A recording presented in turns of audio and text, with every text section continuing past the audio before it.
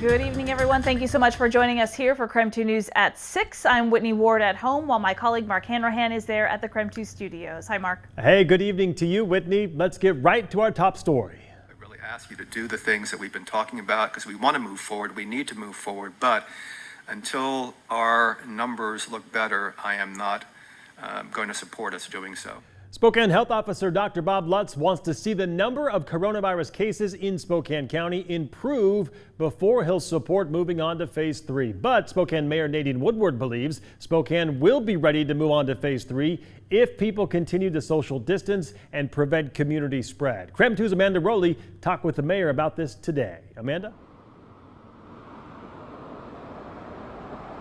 Well, places like Spokane's YMCA have a lot to gain by moving on to phase 3 of Washington's reopening plan. In fact, today you'll see these welcome back signs as they welcome back members for their limited reopening starting today. Now, Dr. Bob Lutz says Spokane County is not quite ready to move on to phase 3, but Spokane Mayor Nadine Woodward says she is hopeful.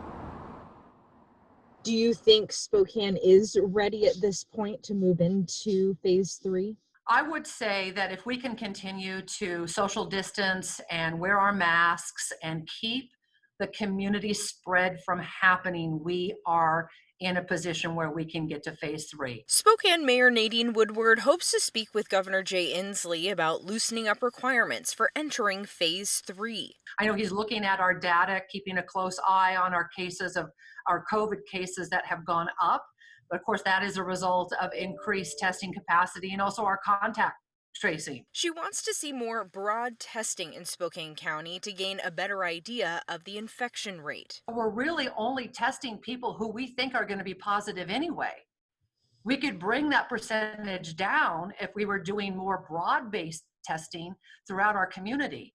And that's kind of the catch-22. Gyms are one of a few businesses that could increase its operation capacity under phase 3. I'm very anxious to move into phase 3. Shannon Orlando is a fitness instructor at the YMCA. She's back today for the first time since March, but under its limited reopening, she won't be holding any classes. I will have to go and clean all the equipment. They give me about a half an hour in between groups, and then another group will come in after that. She has, however, been hosting virtual fitness classes during the stay-home order, but Orlando says she cannot wait to see her class in person again. They really miss the classes too, because classes are not just about the physical activity, they're about the relationships that you build there, and we push each other to push ourselves harder. Here at the YMCA, they are at 30% capacity, and they're staggering the number of people who come in. In fact, it's open by reservation only. Now, I talked to Mayor Woodward about its limited opening today. She's glad to hear about it and says that it's important for mental and physical health. Reporting from the YMCA, Amanda Rowley, KREM 2 News. Amanda, thank you very much. Let's take a look now at the latest coronavirus case numbers in Spokane. As of this morning, Spokane Regional Health District reporting 842 coronavirus cases and no new deaths. This is an increase of 40 cases since Friday. Dr. Lutz says there are a couple of areas of concern here. The amount of young adults impacted. 300 of the 842 cases are of people ages 20 to 39 years old. Then there are the hospitalizations. There have been at least 14 over the past 3 weeks. Dr. Lutz says 8 of the 9 people currently hospitalized are in the ICU. Lutz says there is data to suggest there is community spread in Spokane County.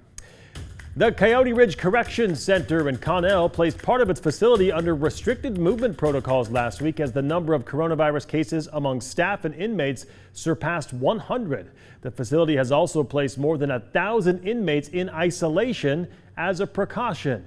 KREM 2's Ian Smay joins us live from the newsroom tonight to explain how the Department of Corrections plans to contain the cases. Ian?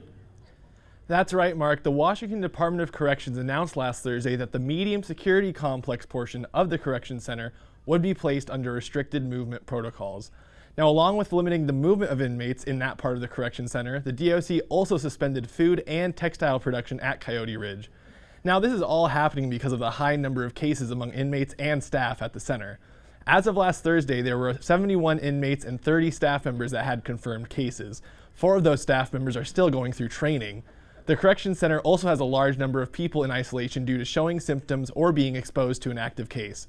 Last Wednesday, the DOC said 33 people were in isolation because they are showing symptoms, and 1,815 people were in quarantine due to possibly being exposed but not showing symptoms.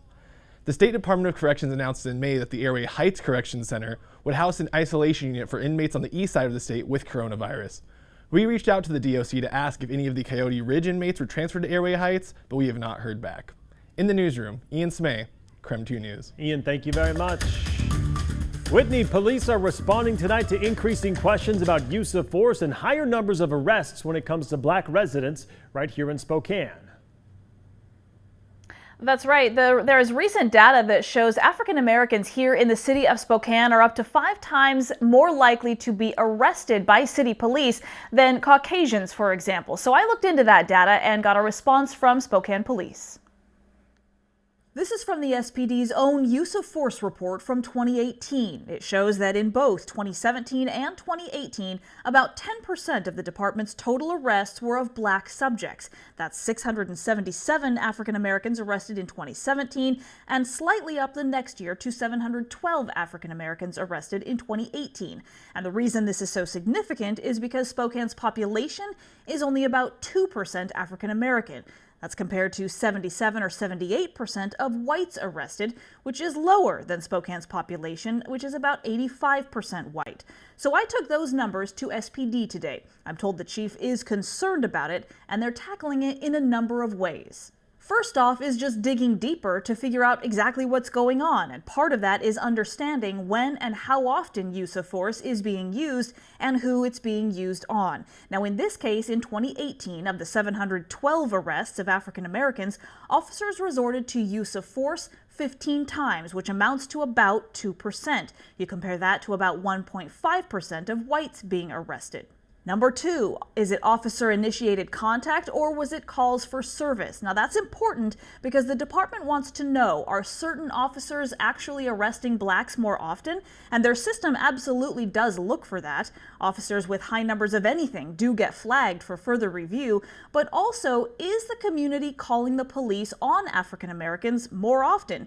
And in this case, you can see that in 2018, 4 of the 15 instances of use of force were where the officer initiated contact with someone. The other 11 came from an outside call from someone else for an officer to respond. So that just provides a little more context to the overall numbers. Hands out to your side, do it now! And finally, all of this can be improved with the right training. Right now, SPD is in the process of in-service training for all of its officers.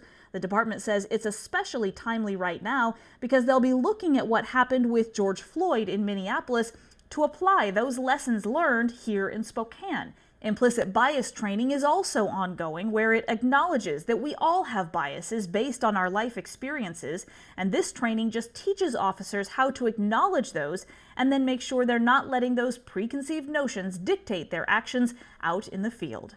And those trainings are mandatory for all SPD officers. So clearly this is a very complex issue. There are no immediate solutions or answers, but SPD says that it is extremely committed not only to understanding exactly what's going on by looking at these numbers, but also in finding solutions. In other headlines tonight, a community in southeast Idaho still reeling after the discovery of the bodies of the 2 missing children, JJ Vallow and Tylee Ryan. There were several candlelight vigils held over the weekend. We're turning now to Regina On for the latest on that investigation. Regina? Well, Whitney, there were 3 candlelight vigils, one in Rexburg where the children's bodies were found, one in Boise, and one in Idaho Falls. Emotions were high among those who attended. A couple days ago, my mom was like, they found Tylee and JJ, and if you want to go up to Idaho for their vigil, we're gonna go. And I was like, okay, I need to go. And like, it didn't really hit me that they were like gone until I was driving up here, and like, Tyler was my best friend out there and everything. We did everything together.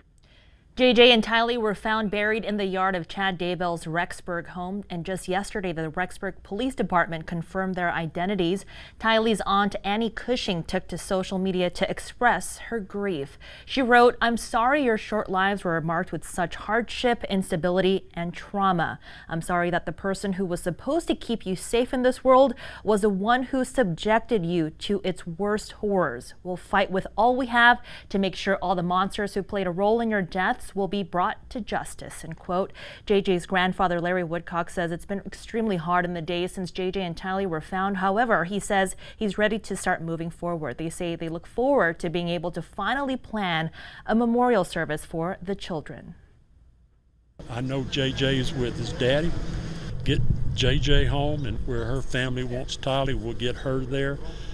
And if she wants to, if they want to be with us and have one service, then, you know, I don't care.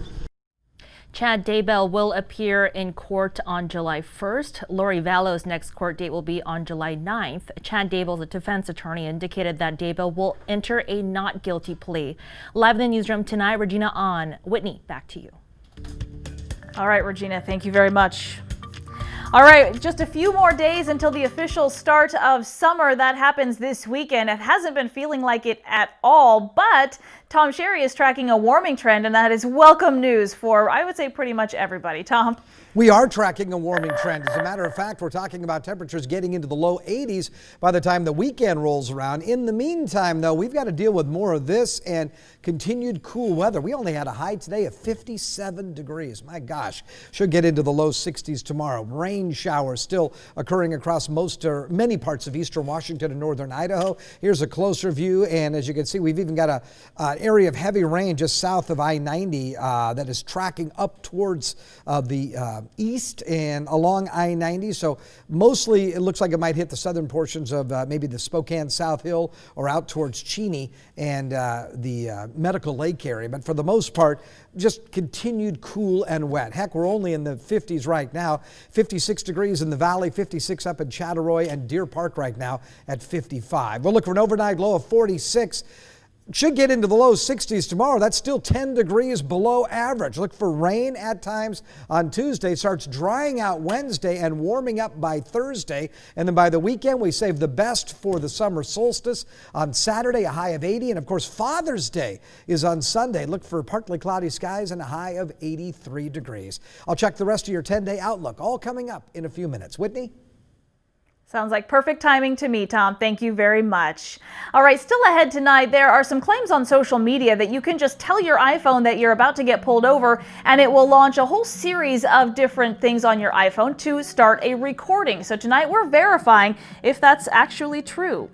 And as always here on our newscast, we are highlighting our local seniors. So tonight, a big shout out to Charlotte Bigelow. She will be attending WSU in Pullman, where she will be studying psychology. By the way, if you did miss our senior special last week, you can still check it out on our KREM 2 YouTube page. There's an entire hour of great moments celebrating the entire class of 2020.